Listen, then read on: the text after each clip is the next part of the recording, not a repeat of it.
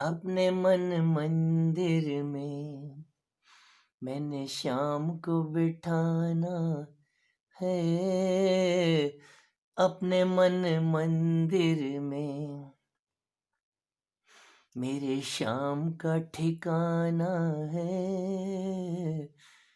मेरे मन मंदिर में मेरे शाम का ठिकाना है। मेरे मन मंदिर में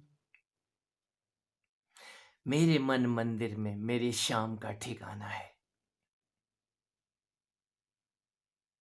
ये बाणियां गूंजती हैं, सुनने के बाद कोई भजन गुनगुना के चला जाता है। रात और दिन वो भजन हमारे चित्त में गूंजते रहते हैं। हमको निद्रा बहुत आती है, नींद बहुत आती है, और ज्यों ही नींद से उठते हैं तो ध्यान की चिंता सताती है। बहुत कुछ ऐसा है, कहने का भाव होता है। हम किससे कह दें, क्या गा दें, किसको बता दें। जिससे पूछते हैं कहते हैं बताओ मत, कहो मत। कहने से ये अनुभव खत्म हो जाएंगे। हमारी दीवानगी बढ़ती जा रही है। कुछ और ही है जो हमारी समझ आ रहा है, और जो हमें समझाया गया है वैसा तो है ही नहीं। आपके सवाल, ये सवाल कभी मेरे थे। बहुत सारे मित्रों से बातें करता हूं, उनका दुखी मन बहुत कुछ कहने को उतावला रहता है, और सुनता हूं। सुनने के बाद प्रेरणा देता हूं, हौसला देता हूं। मित्रों, कह डालो, गा डालो। यदि गाने को, कहने को समय नहीं है तो लिख डालो। कुछ दिनों से ज्यादा बोलने से मेरी आवाज थोड़ी खराब हो गई है। मैं उन सब मित्रों से क्षमा मांगता हूं जो इंतजार करते हैं। ऐसा ही है, ये गाते गाते, ये बोलते बोलते ये वाणी एक दिन खामोश हो जाएगी। भगवान रामकृष्ण परमहंस, मैं उनको भगवान भगवान शब्द से संबोधित करता हूं। निस्संदेह उस भगवत्ता के चरणों में जाने के बाद भक्त भी भगवान हो जाता है। जब उनके गले में फोड़ा निकल आया, डॉक्टरों ने कैंसर बता दिया, फिर भी वो उठते ही बोलने लग जाते थे, और डॉक्टर मना करते थे, आपके लिए बोलना तो मृत्यु को बुलाना है। बोलते हैं कोई बात नहीं, जब तक यह वाणी मुखर रहेगी मैं मां के गुणगान करूंगा, मैं उन सारे सवालों के जवाब दूंगा जो मुझसे पूछे जाते हैं। मेरी मां के भक्त, मेरी मां तो नहीं बोलती है, वो इस टूटे फूटे कंठ से अब भी कुछ कहना चाहती है, और जब तक वो बोलेगी मैं उसको बोलने दूंगा। मित्रों, मैं नहीं बोल रहा हूं, मेरी मां मुझे बोलने के लिए कहती है, और जब तक वो बुलवाएगी मैं बोलूंगा। मैं बोलते बोलते जाना चाहता हूं। ये वाणी याद दिला देती है मुझे, मैं बोलते बोलते ही जाना चाहता हूं। मेरे मन मंदिर में मेरी काली मां का ठिकाना है, मेरी गोरी मां का ठिकाना है, मेरी लक्ष्मी का ठिकाना है, और तो और उस श्याम, उस काले का ठिकाना है ही। हम उसी की गोद में चढ़े बैठे हैं, और उसी की गोद में से किलकारियां भरते हैं। ये कितनों को समझ में आ जाता है, और जिनको समझ में आ जाता है वो फिर गाते हैं, रुकते नहीं हैं, वो नाचते फिरते हैं, शर्माते नहीं हैं। शर्म और लिहाज उतार के रख देते हैं। लाज शरम तज दीनी तो से नेहा लगा के, ये लाज और शर्म एक तरफ हो जाती है। लोग क्या कहेंगे, इसको तो गाना नहीं आता है, अरे इसकी तो आवाज बेसुरी है। भाई बांसुरी भी बेसुरी ही होती है। खाली होने के लिए बांसुरी अपने आप को प्रतीक है।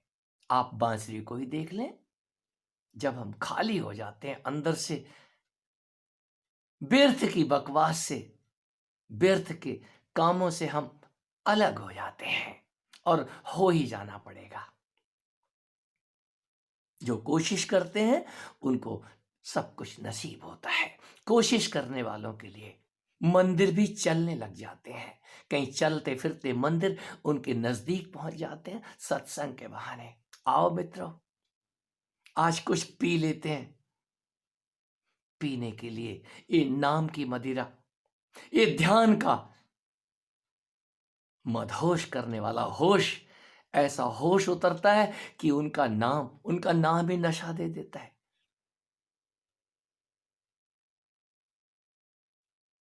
तेरे नाम का दीवाना, तेरे नाम का दीवाना। जो भी उस नाम का दीवाना हो जाता है वो राधे राधे करता फिरता है, कृष्ण कृष्ण करता है। क्या बात है। कोई उन भक्त मंडली से ही सीख ले। ये एक गजब की वाणियां हमको जगाती हैं नित्य। यदि हम सो रहे हैं पड़े पड़े, आप सो के देखें। यदि आप भक्ति भाव से लवरेज हैं, आप नास्तिक नहीं हैं। यदि आप आस्तिक हैं, यदि आपने सदग्रंथों का पठन और पाठन मनन किया है, तो आपको समझ आएगा मैं पड़े पड़े क्या कर रहा हूं। यदि मैं उठूंगा नहीं तो कर्म नहीं करूंगा। ये कर्म, ये ध्यान कर्म ही है, पूजा कर्म ही है। यदि मैं ये पूजा और ध्यान नहीं करूंगा तो उन देवताओं को, कौन है देवता? आपके ही शुभ विचार अशुभ हो जाएंगे यदि आप कर्म छोड़ देंगे, अकर्मण्य हो जाएंगे। कर्मण्येवाधिकारस्ते मां फलेषु कदाचन। आपके कर्म करने पे ही अधिकार है। यदि आप शुभ कर्म करते हैं, निस्संदेह बहुतों को लाभ होता है। आपके अंदर दैवत्व की भावनाएं उठती हैं। देवता जो कि देता है, अपने कर्म का अधिकार भी, उसका फल भी, सब कुछ दूसरे को दे देता है। किस लिए?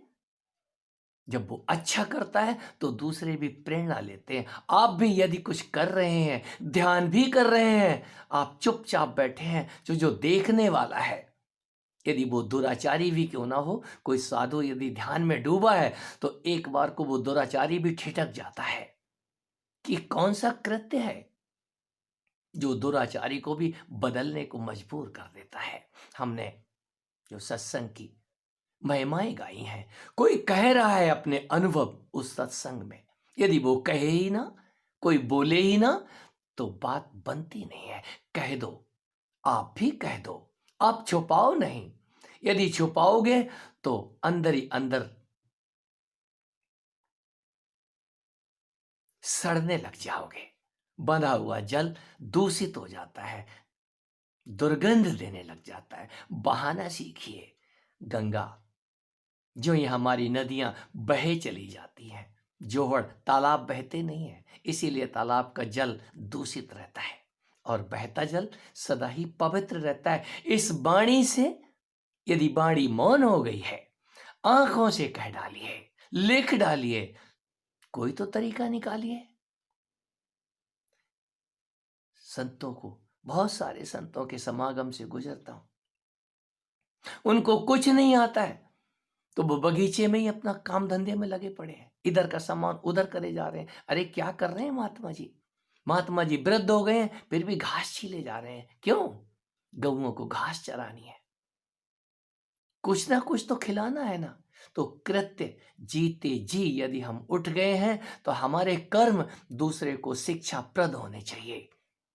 हमारे कर्म बहुत लोग देखते हैं, आप क्या कर रहे हैं आपको अनंत आंखों से देखा जाता है, और कोई देखे ना देखे आपके अंदर वो बैठा हुआ परमात्मा, वो परमेश्वरी आपका होशो हवास वाला अपना ही स्वरूप उस चीज का चित्रांकन करता है, उस चीज को देखता रहता है, ये कर क्या रहा है। ये कृत्य हमारा अगला जन्म निर्धारित करते हैं। यदि आपने जन्म नहीं लेना है तो जान तो जाओ ये कर्म है क्या, आप हैं कौन। और जानने के बाद ही कोई कह सकता है मैं तो बंधा हूं ही नहीं, मैं तो कर्म करने के लिए ये मोबाइल, इस शरीर पकड़ लेता हूं नित्य।